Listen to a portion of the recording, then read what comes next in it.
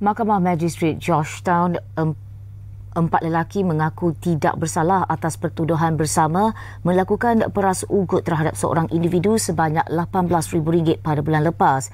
Mereka didakwa dengan sengaja melakukan pemerasan itu kepada mangsa di Desa Air Mas Gelugul pada 21 Mac lepas.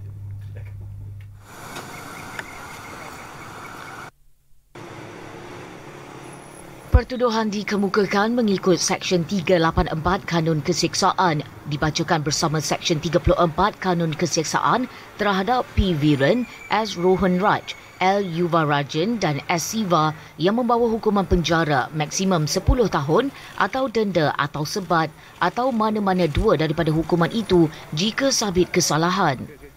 Magistrate Muhammad Azlan Basri membenarkan setiap tertuduh diikat jamin RM7,000 dengan seorang penjamin berserta syarat tambahan sebelum menetapkan 28 April ini untuk serahan dokumen.